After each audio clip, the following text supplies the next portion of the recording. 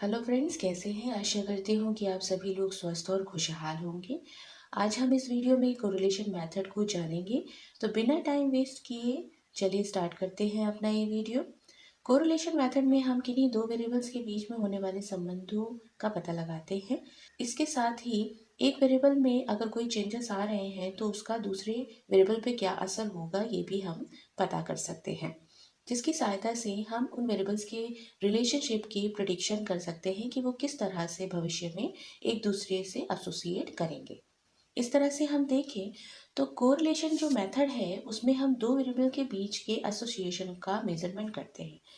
यानी कि दूसरे शब्दों में कहें तो सहसंबंध विधि में जो भी हमें प्राप्त स्कोर होते हैं उनके बीच में होने वाले सहगामी वेरिएशन को जांचा जाता है। अगर हम बात करते हैं डेफिनेशन की, तो गिलफर्ड ने 1965 में एक डेफिनेशन दी थी जिसमें बोला था कि सहसंबंध गुणांक वो अंक होता है जो ये बतलाता है कि दो वस्तुएं कहाँ तक एक दूसरे से संबंधित है और कहाँ तक अगर एक में चेंज हो रहा है तो दूसरे में भी चेंज होगा। सेम इसी तरीके से डाउनी और हेथ ने 1970 में भी ये बोला था कि सहसंबंध मूलतः दो चरों के बीच में संबंधों की माप होती है। अब हम अगर देखें तो ये कह सकते हैं कि कोरिलेशन एक ऐसा मेथड है कि इसमें दो वेरिएबल्स के बीच के संबंधों के बारे में पता चलता है और ये भी पता चलता है कि यदि किसी एक वेरिएबल की वैल्यू इंक्रीज हो रही है तो दूसरा वेरिएबल की वैल्यू भी इंक्रीज होगी। अगर ऐसा रिलेशनशिप हमें दिखाई दे रहा है तो यहाँ पे पॉजिटिव कोरिलेशन होगा, और जबकि अगर इसका जस्ट अपोजिट होगा, जैसे कि एक वेरिएबल की वैल्यू इंक्रीज होती है और दूसरे वेरिएबल की वैल्यू डिक्रीज होती है, तो वहाँ पे नेगेटिव कोरिलेशन होगा। और अगर एक वेरिएबल की वैल्यू इंक्रीज हो रही है और दूसरे वेरिएबल की वैल्यू पर इसका कोई असर नहीं पड़ रहा है तो यहाँ पे जीरो कोरिलेशन होगा। इस तरह से हमें इस मेथड के थ्रू वेरिएबल्स के बीच में होने वाले रिलेशनशिप का पता चलता है और इस रिलेशनशिप की स्ट्रेंथ को एक स्केल पर मेजर किया जाता है जिसकी रेंज -1 से यानी कि परफेक्ट नेगेटिव कोरिलेशन से लेकर 0 यानी कि कोई संबंध न होने से होते हुए +1 यानी कि परफेक्ट पॉजिटिव कोरिलेशन तक होती है। अब इस मेजरमेंट को चेक करने वाली प्रोसेस को ही कोरिलेशन कोएफिशिएंट कहते हैं। यहाँ पर मैं आपको एक और इम्पोर्टेंट बात बताना चाहूंगी कि किसी भी कोरिलेशन कोएफिशिएंट की वैल्यू -1 से कम और +1 से ज्यादा नहीं होता। अगर ऐसा होता है तो कहीं ना कहीं कैलकुलेशन में गड़बड़ी हुई है, रॉ डेटा को कलेक्ट करने में या उसको SPSS में फीड करने में। SPSS एक तरह का कंप्यूटर सॉफ्टवेयर है जिसमें लार्ज स्केल पर डेटा कलेक्ट करने पर उस डेटा को उस सॉफ्टवेयर पे फीड किया जाता है और वहां से इजीली रिजल्ट गेन किए जाते हैं। इसके लिए भी मैं फ्यूचर में अलग से वीडियोस बनाऊंगी। अब हम वापस बात करते हैं कोरिलेशन कोएफिशिएंट के रेंज को मेजरमेंट करने की या उसको इंटरप्रिटेट करने की।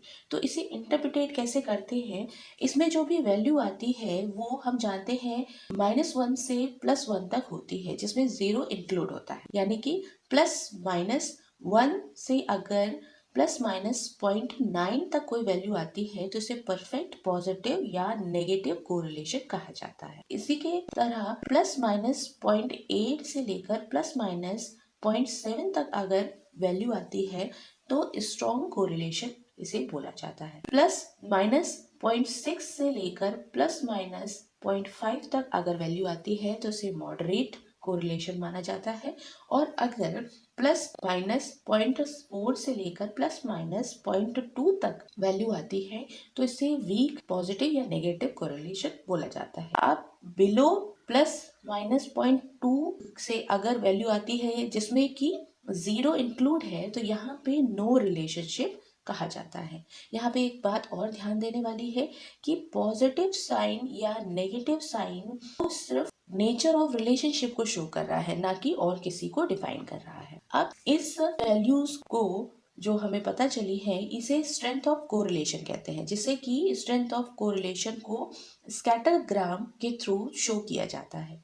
स्कैटरग्राम को स्कैटर प्लॉट भी कहते हैं। ये दो वेरिएबल्स के बीच में जो रिलेशनशिप है उसके स्ट्रेंथ को बताने के साथ साथ ये भी बताता है कि कहाँ पर ये रिलेशन एबनॉर्मल प्रॉपर्टीज लिए हुए हैं। स्कैटर प्लॉट या स्कैटरग्राम एक तरह का ग्राफिकल रिप्रेजेंटेशन होता है जो दो वेरिएबल्स के बीच मौजूद रिलेशनशिप को दर्शाता है, जिसमें डेटा या स्कोर्स जो मिले होते हैं वो क्लस्टर के रूप में नजर आते हैं। स्ट्रॉन्ग कोरिलेशन होने पर स्कैटर प्लॉट में डेटा बहुत ही क्लोज क्लस्टर बनाते हुए एक स्ट्रेट लाइन में दिखाई देता है। इस तरह से हम देखें तो स्कैटरग्राम के 4 पैटर्न होते हैं। पहला पॉजिटिव रिलेशनशिप, दूसरा नेगेटिव रिलेशनशिप, तीसरा zero correlation and last one is curvilinear relationship.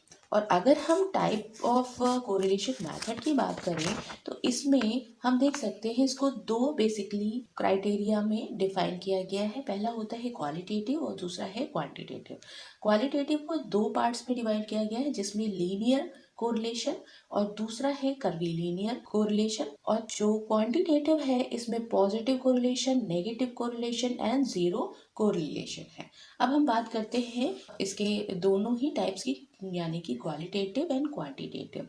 Quantitative में पॉजिटिव, नेगेटिव एंड जीरो आता है। तो जब हम देखते हैं कि जैसे कि हम अगर मेजर करना चाह रहे हैं कि एज बढ़ने पर मेच्योरिटी लेवल अगर बढ़ती है, ये हमारी हाइपोथेसिस है, तो हम ये देखेंगे इसके जो भी स्कोर्स प्राप्त होंगे वो हमारे पॉजिटिव कोरिलेशन यानी कि स्कैटरग्राम में इसको अगर शो करेंगे तो इस तरह का दिखाई देगा, जिसमें जो डेटा है एक लाइन में, स्ट्रेट लाइन में थोड़ा सा दिखाई देंगे कि हाँ एक स्ट्रेट लाइन अपवर्ड डायरेक्शन में दिखाई दे रही है। तो ये एक पॉजिटिव कोरिलेशन हो जाएगा जो कि स्कैटरग्राम में भी हम शो कर सकते हैं पॉजिटिव रिलेशनशिप के थ्रू।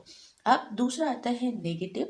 अगर हम देखना चाह रहे हैं कि थकान का क्या असर पड़ता है क्वांटिटी ऑफ लर्निंग पे, तो डेटा जो कलेक्ट होंगे तो हम देखेंगे कि जो डेटा है उसका क्लस्टर नीचे साइड की डायरेक्शन में दिखाई दे रहा है कि ये डेटा यहाँ तक स्कोर होगा। तो ये एक डाउन साइड जो क्लस्टर बन रहा है और डाउन साइड लाइन दिखाई दे रही है, तो वो हमारा नेगेटिव कोरिलेशन दर्शाएगा और स्कैटरग्राम में इसको नेगेटिव रिलेशनशिप के थ्रू जो किया जा सकता है। फिर थर्ड आता है जीरो कोरिलेशन।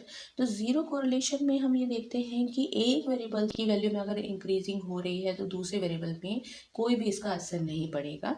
तो यहाँ पे अगर हम देखें कि कंजम्पशन ऑफ टी या कॉफ़ी क्या इंक्रीज करती है इंटेलिजेंस या शो करती है इंटेलिजेंस लेवल, तो इसमें कोई भी हम देख सकते हैं कोई भी कोरिलेशन नहीं है। तो इसको स्कैटरग्राम के थ्रू भी देख सकते हैं कि यहाँ कोई भी स्ट्रेट लाइन या कोई लाइन नहीं बन रही है, क्योंकि यहाँ पे क्लस्टर तितर बितर होकर पड़ा हुआ है।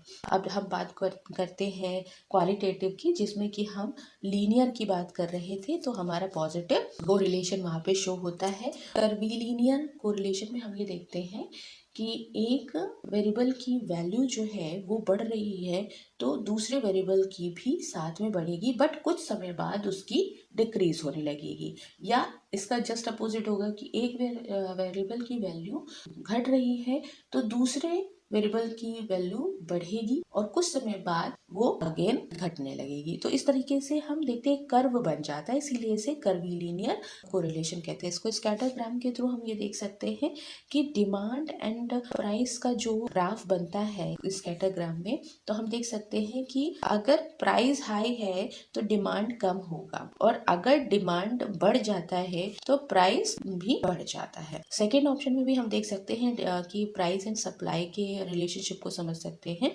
अगर सप्लाई कम है तो प्राइस हाई है और अगर सप्लाई ज़्यादा होने लगी तो प्राइस भी कम होने लगेगा। तो इस तरीके से स्कैटरग्राम के थ्रू और हम कोरिलेशन के टाइप्स को भी समझ सकते हैं और उसको शो कर सकते हैं। अब बात करते हैं कि कोरिलेशन के कॉमन यूज क्या है। साइकोलॉजी में इसको हम यूज करते हैं एक्स पोस्ट फैक्टो स्टडीज के लिए। एक्स पोस्ट फैक्टो स्टडीज वो होती है जब जहाँ पे कोई भी घटना हो चुकी होती है उसके बाद उसका असर देखा जाता है, तो वो एक्सपोज फैक्टो स्टडी स्टडीज कहलाती हैं, जहाँ पे हम दो वेरिएबल्स के बीच में जो कोरिलेशन है उसको चेकआउट करते हैं। सेकेंड ऑप्शन होता है कोरिलेशन मेथड को यूज करने का कि हम किसी भी टेस्ट या किसी भी स्केल या क्वेश्चनर को जब बनाते हैं तो उसकी रिलायबिलिटी को चेक कर सकते हैं। तीसरा है फैक्टर एनालिसिस में हम कोरिलेशन मेथड को यूज करते हैं। इसके अलावा हम जो आइडेंटिकल ट्विन्स होते हैं या पैटर्नल ट्विन्स होते हैं जिनके ऊपर शोध कार्य होते हैं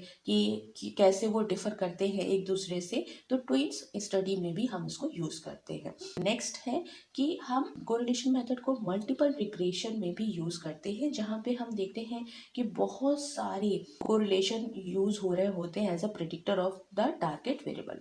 तो ऐसे हम कोरिलेशन मेथड को यूज कर सकते हैं। ये वीडियो यहीं तक। ये वीडियो कैसा लगा नीचे कमेंट करके जरूर बताइएगा। नेक्स्ट वीडियो में फिर मिलेंगे, तब तक के लिए take care and stay tuned.